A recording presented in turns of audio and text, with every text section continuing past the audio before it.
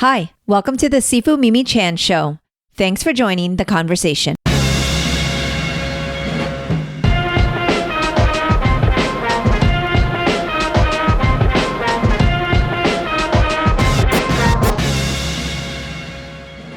I am always grateful to have a conversation with my friend, legendary coach Dan John.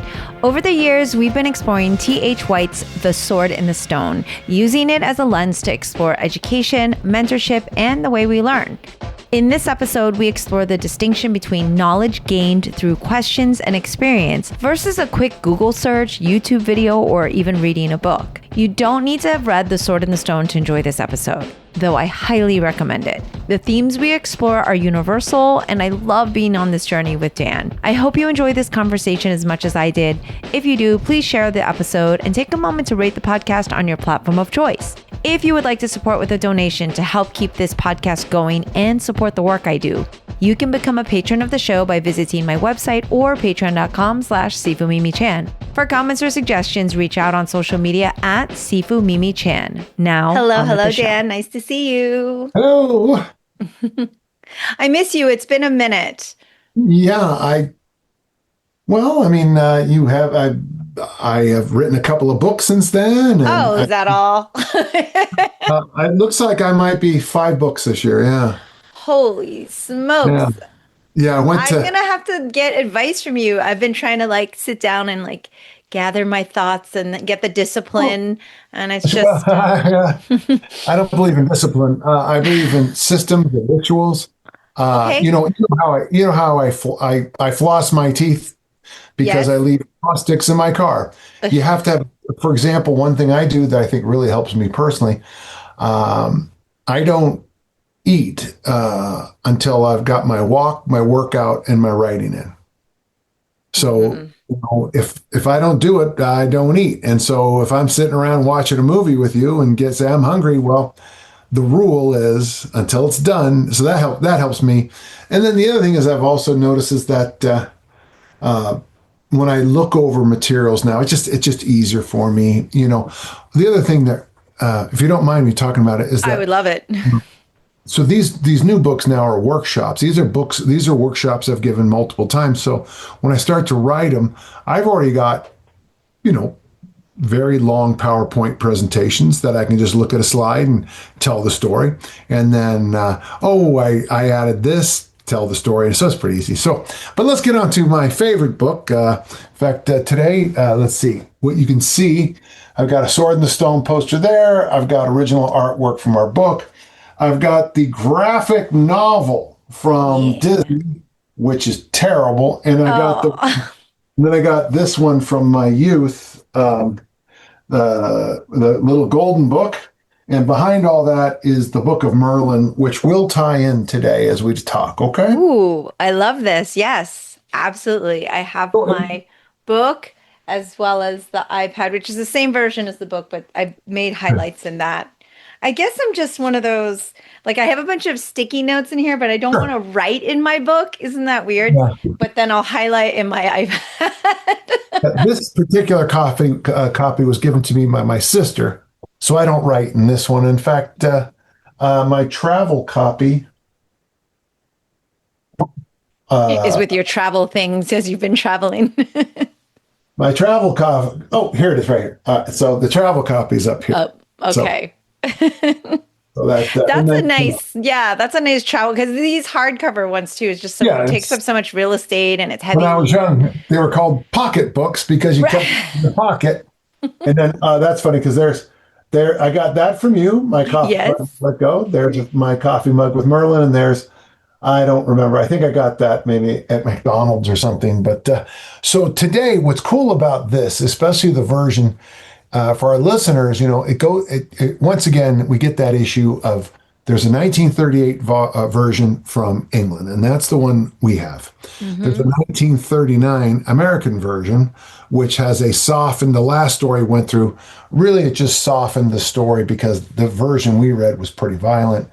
And then there's that really poor version, I think, the 1958, the Once and Future King compilation without the Book of Merlin, which was a mistake, I think. And what you get in the 1958 version, the most commonly read version here, at least around people I know, is they pull out a whole bunch of the transformation stories and insert the goose and the ant story from the Book of Merlin. And the problem is, what makes the Book of Merlin so, and I tell people this all the time, read this version that we both have, and then read the Book of Merlin. And the middle part, which is, the movie and Broadway play Camelot, you probably already know the story. Don't worry about it. And what's nice is Merlin comes back and he transforms Arthur 2 more times in the Book of Merlin, ant and goose. And it makes a beautiful circle. It circles where what they did, the way they finished it, it's just open-ended and it's not a strong finish. But the nice thing is that, and the other thing is, I'm glad you asked me, because this story, the story of the snake, or T. Natrix, I sometimes confuse with a story that comes up. So we're going to have the winter hunt, and then the story after is that Archimedes, the owl, and Arthur go out and meet Athena, and we have more stories. We have the story of the stones and the story of the trees. Now, why I say that is that in my mind, I often mentally put the stone story into the snake.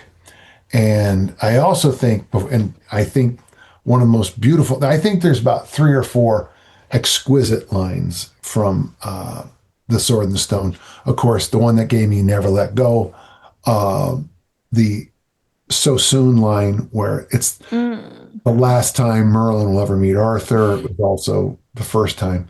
And then the line we get out of this particular story, there is nothing sad except history, which I have a master's degree in history. And of course, I spent much of my career teaching various histories. And there is nothing sad except history was always in my first handouts as a professor or a high school teacher. I had a list of 10 things. The twin towers of history are chronology and geography. If you don't know both, you don't know either. Nothing is sad except history. And the famous, when the one I think I got to say, when I say this, your generation, and look how I did that. You people. You people.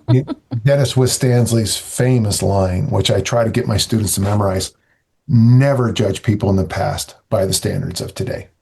And it drives me crazy. Someone will start. It happened the other day. We were talking about a movie that I thought was fabulous, and the star of the movie has been canceled. And my thought was, it's still a marvelous film. It's still worth your time. We talked about it.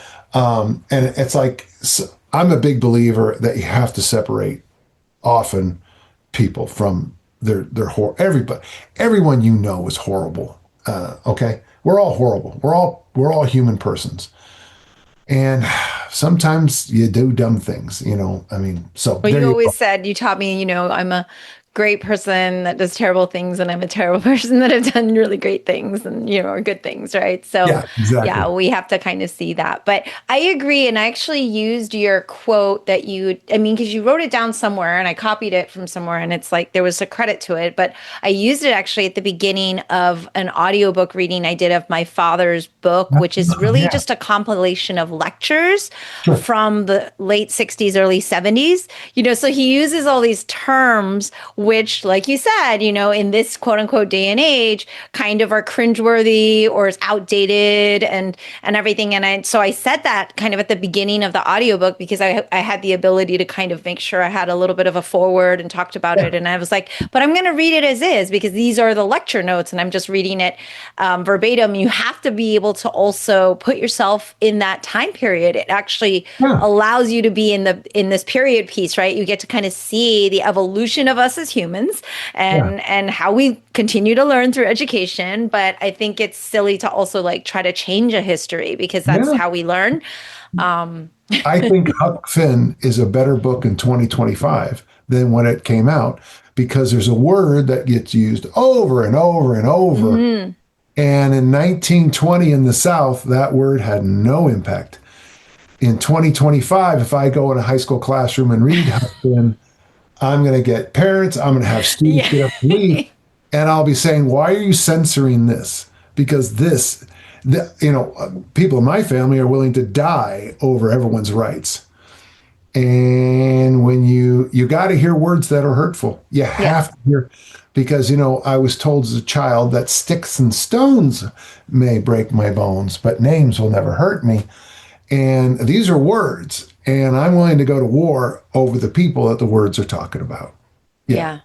100%. But you got to be able to say the words. So let's get started. What do you want to hear from me? What do you So many things. Actually, what you're talking about, I'm like, keep going.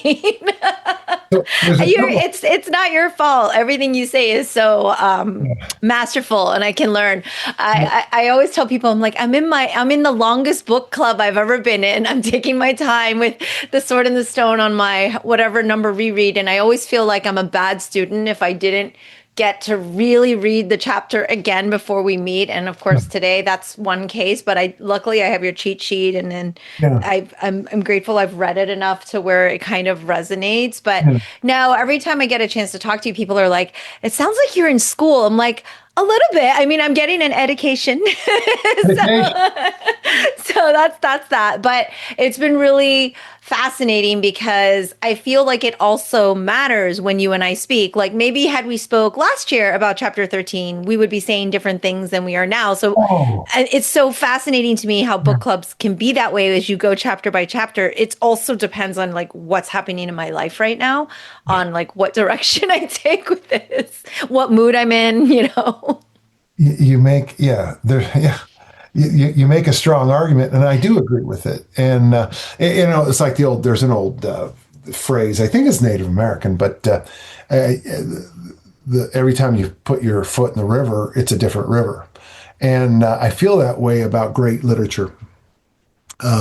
Every time, because you bring so much of yourself. For example, when I first read this book, I was young King Arthur. Well, now I'm Merlin. Same book, different guy. When I said this the other day, how much easier my financial planning would be if I knew exactly when I was going to die. It would be really easy for me to nail it. And when I think about so soon, I think today is my grandson Danny's first day in junior high. Wow. Now, part of me said, so soon? And every single day as he marches towards adulthood, I'm sure he can't wait to drive, and I'm sure he can't wait to drink and go away to college and get away from, and I look and I'm like, well, I'm one day closer to not being here anymore. And I think you're right about that with books. And I think that what makes a great book great is that when you come back into it, you've changed. And I like that. Couple things about the particular chapter is it was only when I went through in serious go through, and as you have my notes. Yeah. Like for example, when Teenatrix has to keep summarizing everything. Oh, so it's Homo sapiens, male, and then he says a word which I always thought was barbarian, but actually it's the root is barber. Yeah, I had to look all of these up. He's bearded. He's a bearded male human. Yeah. And then the other one was the word, and I've heard this word my entire life, a reticulating python, and I always thought it meant something to do with squeezing, but actually reticulation is the diamond, this little beautiful diamond pattern. So a reticulating rug isn't one that's going to squeeze you to death. It's the pattern. And you read something like that, and then you realize just how often in life you hear a word and you assume you know what it means. And when you find it, I was telling someone yesterday that, originally awesome and awful meant the exact same thing. And if you called someone nice, historically, nice basically meant someone who's missing a few marbles, somebody who's, as we used to say, touched. So the word nice isn't a compliment in our language record, but Dan John's a nice man.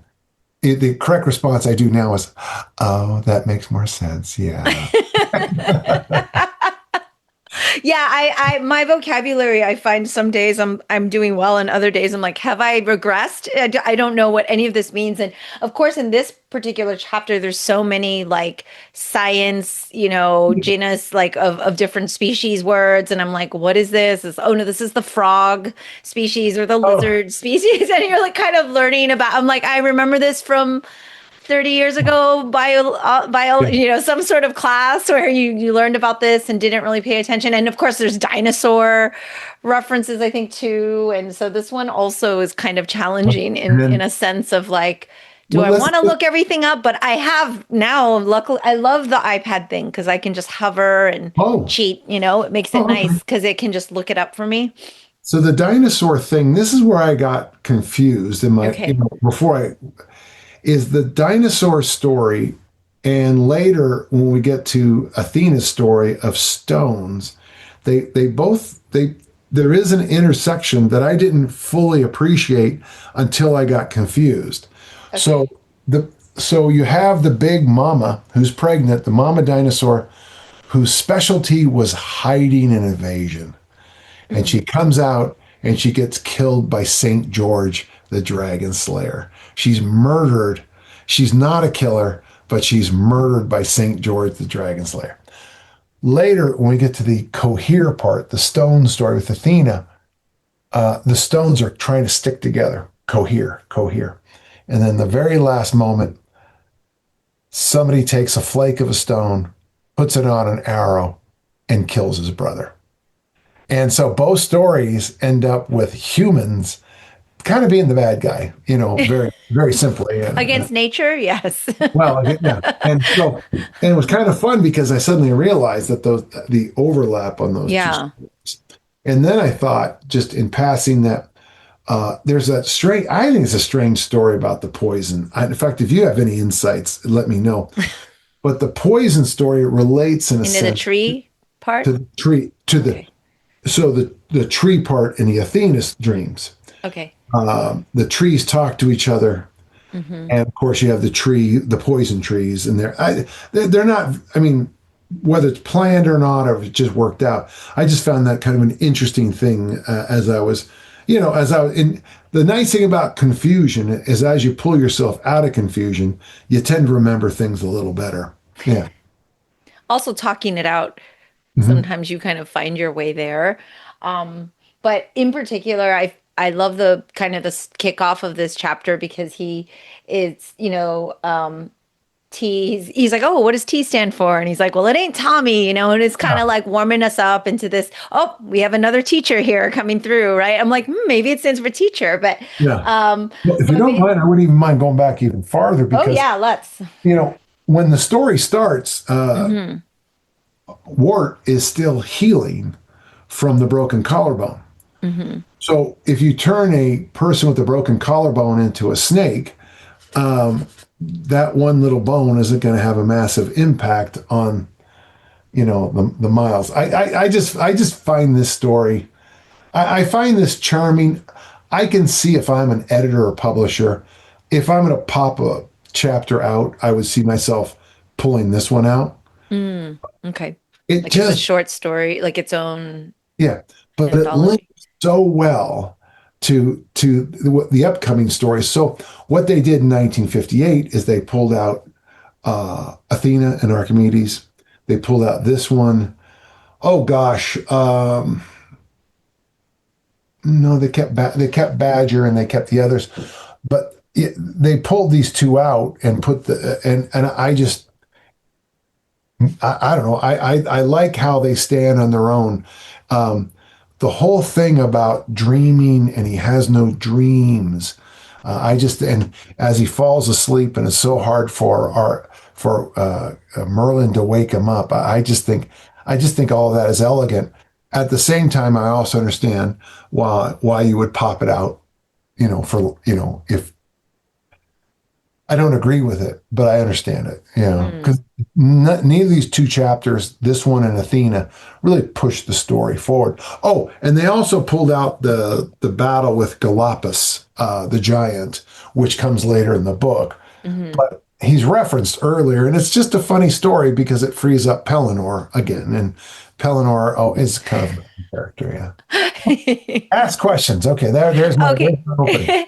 Well, I think it again, like I feel like it's a fun journey. I don't know who I am. Like you said, when you're young, you're always like, I am Mort. I'm trekking along as the one learning through this. And I still feel like maybe that's the case because I feel like I'm always learning. Maybe I'm the witch in the forest, Madam Mim or something. But I think it's fun because he starts with like, oh, your education's been neglected and then he starts to feel sorry for him because he's like, oh, you don't have a mom, and then he says legends and He's dreams referring to the snake, everybody. to the snake. Yes, the snake. So the snake is talking to Arthur Wart, and then he asked if anybody taught you the legends and dreams, and of course I was like, okay, and those are capitalized specifically in the book, which I find interesting. And then I looked at your kind of your notes and kind of how you break that down, but I would love for you to like kind of verbalize a little more about that, because then he says, which do you want to learn, and he goes to history, right, which I guess is more towards the legend side, but like also that the snake says there's no history in me or you because we're too small for our great sea to care for. And so I'd like to kind of hear you talk a little bit about the legends and dreams, because I feel like that's it just stands out because it's always capitalized and there's so much there. It's almost like T. natrix, the grass snake, has a formal education. Mm-hmm. And so we capitalize those two because it's like capitalizing Econ 101 and History 170. Mm-hmm. You know what I'm saying? You're gonna, like capital HIST 170. It's almost like T. natrix is shocked that he doesn't have this really rudimentary knowledge of things. So, and he's just so, what do you do? What do you do when you sleep? I don't know. I don't remember anything. And T. natrix is just so sad, And I think what's happening here is that when we consider education, here in the United States, 2025, we would say an educated person, and you pretty much assume they'd have letters after the name: BS, BA, AA, MS, MA, PhD, MRE, something, But over and over and over again in the book, formal education is experiential with a mentor or a tutor. Mm-hmm. And like an apprenticeship. Yeah, and I think in my own career, in the career of the strength coach, I think it's, I've taught at the university level in strength and conditioning, and I'll get students in there, and I'm shocked how at some of them, especially the ones who kind of push back the most, or don't even go to class in some cases, they have no experience. They have their experience might be a crappy bro science bodybuilder split. But you can't have an athlete do that program. Well, you could, I guess some, but what you need in my fields always, and that's why I think I've been drawn to religious studies, religious education, theology, strength and conditioning, coaching, is because you always have to weave your knowledge through your experience, and you have to experience everything. When I had interns, the rule was, and it wasn't popular, you had to do the workout of the day. So I remember Adrian Craddock, a great guy from Galway, Ireland, vomiting into a garbage can after doing tumbling because he'd never done it before. And, a few weeks later, he didn't vomit anymore. My little point on this is sometimes to really get a good education, you have to vomit into the garbage can.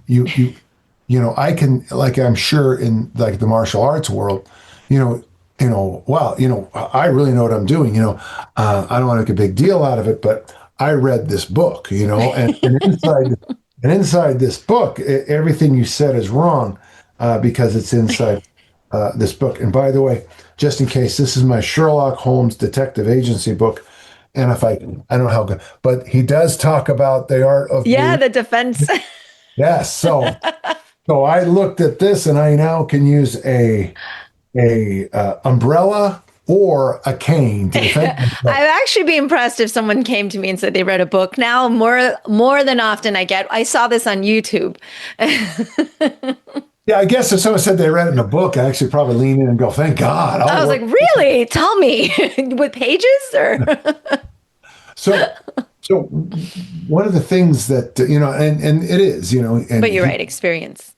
yeah, is that it's real easy to teach you the legends and the stories and the dreams and the curriculum after I talk about it either in this new book or the one I just came out with, the one coming up. But I talk about how very often at schools I've coached, there'll be a little sign. It'll say commitment to excellence, or it'll say, abandon all hope, ye who enter here, or whatever. And the athletes will slap their hand on it, you know, and it'll come back in 20, 30 years after they graduate, and they'll put their hand back up on it. I can tell my 8th and 9th grade athletes that, 40 years from now, you'll see that sign and you'll put your hand on it. It'll mean the world to you, but they don't yet. I can tell them that, but they can't because they haven't experienced it yet. And I mentioned at the same time, you can't YouTube yourself into being French Foreign Legion or United States Marine Corps. You have to be immersed. And I think when people ask me about why I love The Sword and the Stone, in the last few years, I think it's because it is the book that is most in love with education I've ever read. Now, it's also true that when he pulls the sword out of the stone, it's a template on how to lift weights. But it's from all the experiences he got from his transformations. His strengths come from his experiences.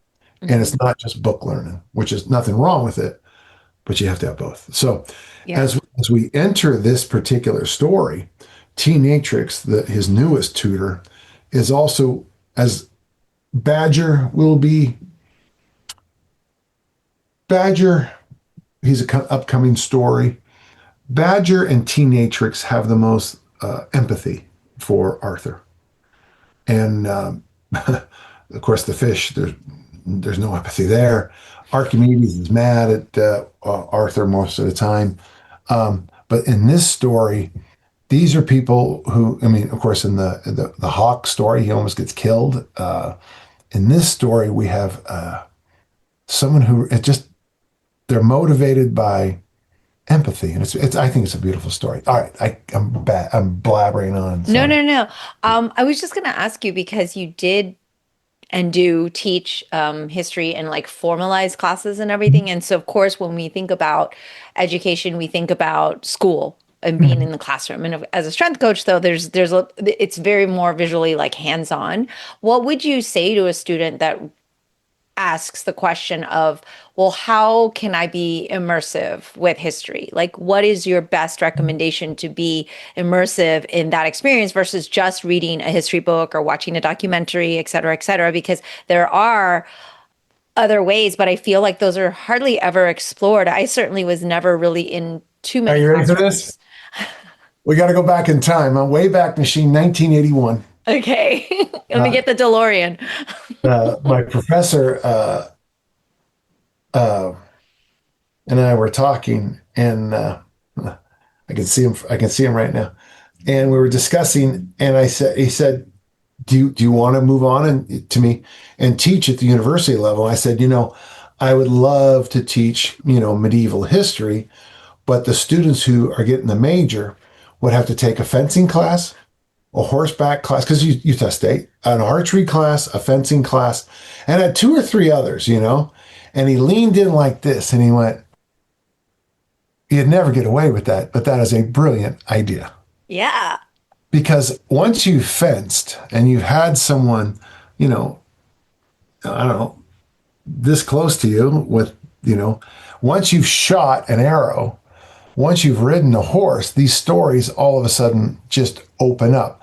In fact, I would even say, there might even be I mean, even if you just went to do they still have Renaissance fairs? I was going to ask you about that. Yes, they do. And I was going to say, do you recommend that? Because people kind of make fun of that culture, right? The cosplay, LARP, and Renaissance fair culture. But I was like, actually, it puts you in kind of that time period and you can experience. And they have, like, when you go to vacation places, like you go to Scotland, right? You go to Edinburgh, and then they've got the little like alleys where you can go and they've got people dressed up and they're in character of ye old times or whatever, right? So I was, when I go to Ireland, I go to places where some of the most where Auden was from, W.H. Auden, if I'm saying it right.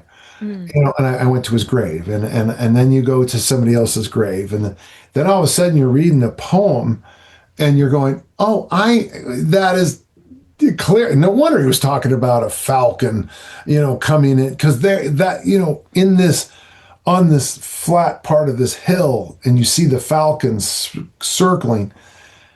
It's more than a poem now, if I. It's in the other room, but I've been to Egypt, and I've been to Jerusalem, and I've been to all these places, and sadly, the late great Father Eugene Laverdiere, he once said that you can always tell when someone's reading scripture if they've been to the Holy Lands or not. And he said, because when they talk about, it's not the Sea of Galilee, it's just a lake. It's they pump it up to a sea, but it's a, trust me, it's a tempest in a teapot, really. First, once you've been where the Sermon on the Mount has been read and the backdrop, you would read. You're reading Psalm 23, and you're realizing that that's the loaves and fishes miracle of Matthew, Mark, and Luke. It just shows up in its clarity. You read Mark's miracle of the loaves and fishes. You read Psalm 23. You're standing on the hill, and it's just all the green grass. The phrase "lay down in the green grass," boom, boom. Because you're there, because you brought the experience in. So when you're teaching your students, your high school students bored to tears about the Battle of Agincourt or the Battle of Crécy, all of a sudden you're if you've taken an archery class and you're mentally launching arrows, it's gonna be a much better lecture than if you just. And so what happened? Well, page 62 of your text. So yeah, I very much believe in this. And there's some fields. Could you imagine a chemist or a biology major who's never dissected or studied pond scum? A chemist who's never mixed a couple of compounds and blew some hair off their eyes? Yeah, and I feel this way about English majors who don't take this wrong. No, don't write mean things. But if you're an English major and you don't write, or either critically or screenplays or poems, but you got to put it out there. You've got to be part of it. There's a style of poetry called, I think it's called a sestina. It's what Dylan Thomas's "Do not go gentle into that good night." And if I'm wrong on that, I apologize. But until you've tried to write in that very formatted style of a sonnet or a sestina, you don't appreciate how great Thomas or Shakespeare were. So once you do that, then all of a sudden the things leap off the page at you. Yeah. First of all, I am all about that fencing and jousting and whatever class that you said would have been mandatory, because I think that would be so great. I do feel that because I have worked with so many youth that they are better learners when they're moving anyway, that they get movement because they're just sitting in a classroom all day. So that would be awesome. And I wish you could have gotten away with it. That would be amazing. Well, it was just an idea. It was just an idea. And I think it actually, Professor Cole it was kind of funny because he was like this as I was talking about it.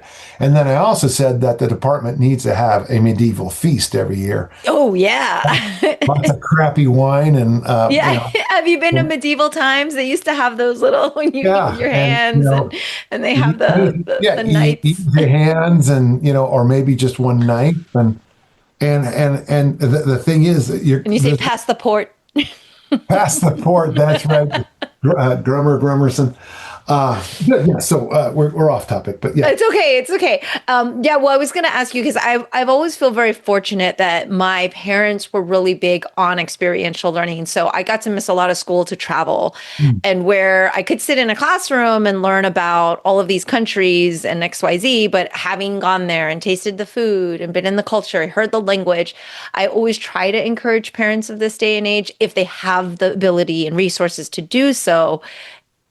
Learning how to take a standardized test is something, but like, I just try to advocate for that, but I get a lot of resistance to this experiential learning. And I was curious, I know we're off topic, but like you've been just so many historical places and having such a scholarly background and such depth in both your religious studies as well as your just world studies. Like, do you have kind of not a favorite place, but a place that you I guess just hold in like the highest regard of like, I'm so glad I went there and actually big check. Just outside of the Dead Sea, there's a place called En-Gedi. And that's where David wrote, that's where David wrote Psalm 23, Engedi. And the water is crystal clear. And you could see why a whole army could live up there. And it was just the most magical place. It is a series of waterfalls in the middle of course, I live in a desert, but the area around the Dead Sea makes our desert look pretty lush. And you got this series of beautiful, and the bulrushes grow over the streams like this. So you can actually take a nature's own water slide down certain parts of it. And you can slide and you're inside these bulrushes. And if you walk 10, 20, 50, 30 feet away and go, you wouldn't even see it. It's just these small, minor little areas. And the waterfalls are just gorgeous. The next place I would probably put the Wild West of Ireland right there. Basically Sligo, Galway, Clare, all the way up to Donegal. I know those best. Connemara, Mayo. And then it's not historically as important, but Costa Rica. Okay, there you go. I love it.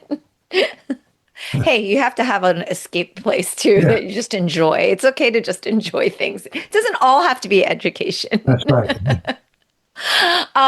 So when we're talking kind of about the dream state, I kind of find this interesting too, because it's like, okay, we're going to be falling asleep. And in the end of the chapter, Merlin is like, what did he have to do? Scream or something? He had to shout 20 shouts in his high human voice, right? To wake him up for tea. And so this just kind of shows that like, I always wish I could learn by what they call osmosis, I guess. I'm like, that never really worked for me. I always fell asleep at the library in college and didn't wake up knowing about economics or whatever test I was going to fail in college. So what are your thoughts on the intention of the dream state of learning?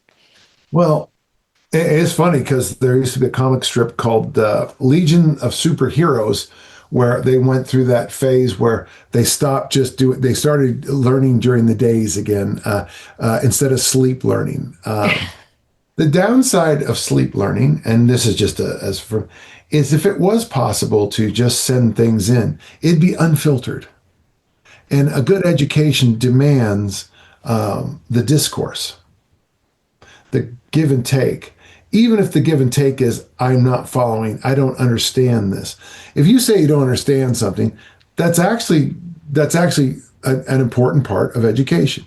If you took the lowest level math class, 9th grade, 10th grade, 11th grade, and 12th grade at your school, you went off to your university and they made you repeat it for the 4 years of college, it might indicate that a career in the maths, whether that's the accountings or the physics or the whatever. Whereas the guy sitting next to you, who's going to end up being a strength coach, gets the best grade in the class because math, especially geometry, is fundamental as a strength coach. And geometry is the foundation. Geometry is the foundation of philosophy. Philosophy is the foundation of theology. And strength training is based on givens and proofs. So they're all geometry. And if you are crappy at geometry, but you're really good at critical thinking when it comes to reading poetry, go in that direction. Be someone who pulls in information and tries to sift it. So dreaming and learning, the downside of it is you wouldn't have that discourse, that dialogue.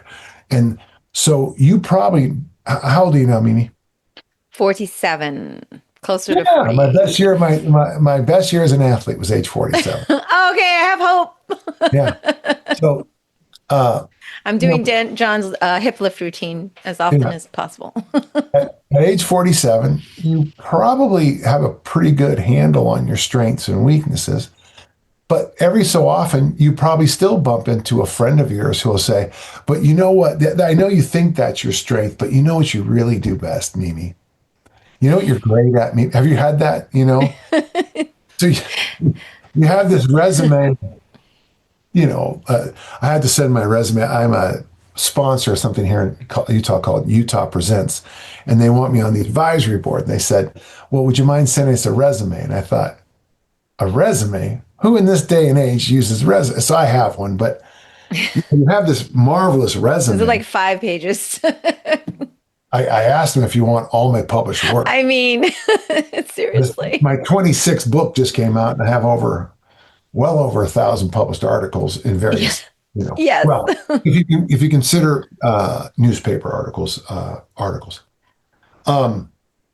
So, you look on this big list and all these accolades and how wonderful Mimi is and how wonderful Danny is.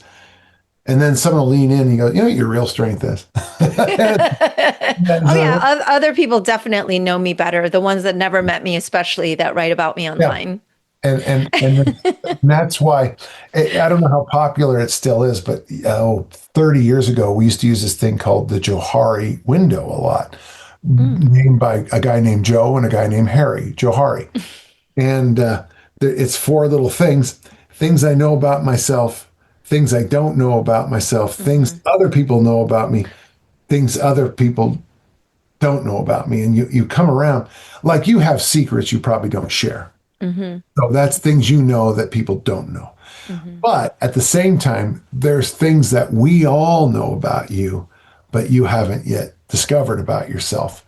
And the idea is that you're supposed to work with this Johari window. Okay. Which brings us back to the idea that I'm trying to get across with the idea of the sleeping snake.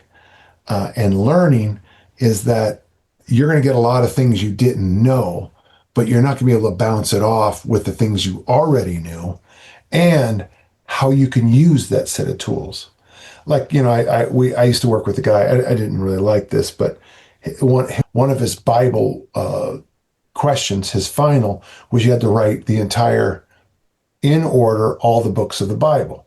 And it's just a memory thing. But the problem is this, you could have someone who knows in order, Genesis, Exodus, Leviticus, Numbers, Deuteronomy, and depending, it changes from there, but Joshua, Judges. Great. But not have a single understanding of the importance of Genesis chapter 4. Like the lessons of the story. The lessons. You know all this stuff, but you know nothing. Yeah. And so to me, this dream sequence really unpacks, but the thing that White does so beautifully after the story, which I've been reading this book since 1970 or 71, and I still don't understand what the hell the poison story is all about. Okay. And I understand about St. George in this story, but what happens at the end is he goes back to sleep. And I've always and there's this little, while he falls back to sleep, what's his name? The guy, the medicine snake, in front of Dr. Yeah. So that's what is it? Asclepius or something like that. Oh yeah, no, Yeah, not Ceratosaurus. That was something he else. says, in the great sea, the stars swing over, the eternal whirlpool flows. Rest, rest, wild head, in the old bosom, which neither feels nor knows. She only rocks us, cradled in heaven, the reptile and the rose. Her waters which bore us will receive us. Good night and sweet repose. You got to remember, young Arthur never had a mom. And so the gift here is he's given, if you want to say Mother Earth as a mom. I just find that to be beautiful. And it was nice rereading this because it reminded me of this. And then, of course, Merlin wakes him up in time for tea. Of course. In my notes, I have a poem I wrote in there about in my notes. It was a short, more of an ejaculation poem. That's what they used to be called. My mother saved me in time to write this poem. It was a fun little poem where it was fun, but that last line, up in time for tea. I just love that little wake. Just such a simple little thing. Yeah. When there's a few things I wanted to ask you there. One was like, as we were discussing, or while you were discussing, being awake is where you get the Q&A, you get the questions and the answer and bouncing ideas because you've been teaching for so many generations. I'm curious because you have so much more experience than I do, but I often find with students, not just children, adults as well, in this last, let's say, decade, to just be rounded, I feel like there's a fear of asking a question because you and I have already established there are stupid questions out there, but I feel like there's such a fear of having the wrong answer, of not knowing. It's like when people like say a joke and you want to pretend you get the joke, but you don't really get the joke. And there's like a fear of actually asking a question or waiting till you. I always say to my students, okay, hey guys, this is a learning environment. So yeah, you know what? I may give you a hard time if you ask a stupid question, but if you ask a question that we can all learn from, we need to hear it. And there's always somebody at the end of class that comes up and is like, okay, so I have a question. And I think it's not about being selfish necessarily, but being so afraid to ask. Well, and I'm like, has it always been this way or is it just worse? Well, one of my favorite things when I work with special forces guys, I always make the joke. I go, listen, on paper, they said to have a Q&A. I know not a single one of you is going to ask a question. However, I'll get to my inbox on my email tonight, and every single one of you will have asked the question. So I do think it is different now. Now, anybody who's ever taught knows that there are stupid questions. But so you're working with a generation now who's never had to get on their bicycle, ride to the library, pull out an encyclopedia, and look up the answer. Mm-hmm. In 1990, I was just watching an old Siskel and Ebert this morning. Oh, and every so it's what if I'm by myself and I'm watching and I'm eating a meal by myself, I'll watch. I'll just put it on, because it just makes me happy. And they were talking about the 1991 Oscars, and it's interesting because they don't tell who won; they're just telling about And I caught myself jumping right towards the internet to find out who was in it. Yeah. Instead of me thinking back through because I watched the Oscars in 1991, instead of me thinking back and doing the legwork, I was going to get the right answer. There's a wonderful How I Met Your Mother where they're arguing over what's the most popular fast food in America, cheeseburgers or pizza. And they're screaming at each other. And it says 10 years later, it's cheeseburgers. And so part of the issue, if you will, is that you're working with a generation who's always had very easy access to any question. And it's getting even easier. Now, one of the problems we found with AI, it's called hallucinations.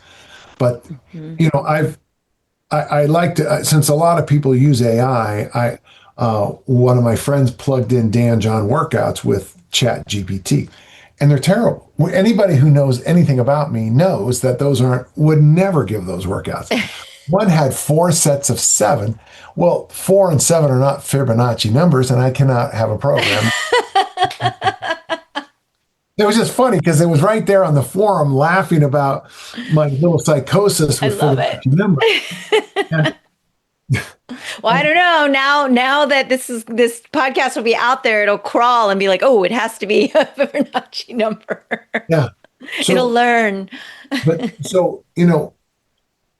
I can read something quickly and see fault because I'm trained from my youth to see that there are going to be problems.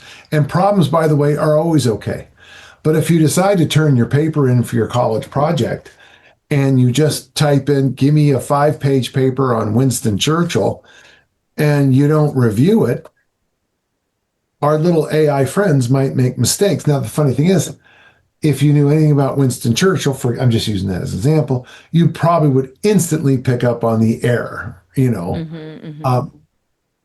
So we're working with a generation that it's easy to find right answers. And there are tough decisions we need to make in life. And they're not easy to find. Who are you going to marry? Who are you going to spend time with? Those are tough. It's easy to go to AI. Who is Dan John going to marry? In fact, that might be fun right now. Or whatever.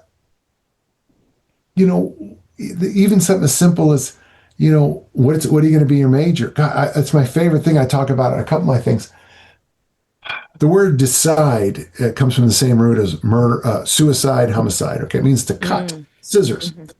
Watching a high school senior have to decide about the next year, I find hilarious, especially kids who've been coddled by their parents, because for the first time in their life, they have to end up with one decision. And it chokes them out because they actually have to decide. They have to cut. So when it comes to marrying somebody, you're deciding. So I'm guessing there's 4.1 billion females on the planet. I have to decide between those 4.1, toss out basically 4.1 billion people and pick, Edna or whatever, That's tough. Deciding is tough. And the best thing we can do for a person's education, I think, is teach them decisions. And it can be just as simple. We're going to do a small group project. Pick who you're going to be. Pick teams of 4. The stupid kids pick their friends. The smart kids pick the kids that are smart. Yes. My attorney, Paul Burke, he's Utah's Utah Lawyer of the Year a couple of years ago. But when he ran, I think it was for class president, and he just got up there and he said, I know a lot of you don't like me, but I'll get the job done. It's kind of funny because you could just see the students go like this. Facts. You want Paul on your small group. Right. You want me on your small group. I'm not gonna let this thing fester. I'm gonna finish it in a few days. I know it seems like, gentle listeners, that we're growing all over the place, but this is a book about education and learning, and this book is found. If you look over there, I think I've shown you that before. Yes. That's a painting of the cover of the book, and behind me all the copies, and of course, there's from the artist, and there's some other work, and in my gym I have The Sword in the Stone, and this book has always touched me because it's foundationally about learning and education and preparing yourself when it is time to pull the sword out of the stone. Are you going to be ready? And everybody I know has a sword in the stone moment in their life. Agree. Maybe even more than one. More than likely, if you're lucky. Yeah, there comes a moment in everyone's life where, you either stand up to whatever it is or you lay back down. But, not doing something is just as powerful as doing something. So, all right. Yeah. What other questions you have? I'm going to hard stop here. Yes, we only have a couple minutes. I don't know if we can get into it right now because I was looking at your notes, and then you talked about one of the essays, and I just because it jumps out at me, and we're talking about learning, is your fluid intelligence and crystallized intelligence. And that's a little speak. That's like a lot. So maybe we can table that. Can you post it up on your? Yes, I will post it. Yes, I think I have the link to the Dan John stuff.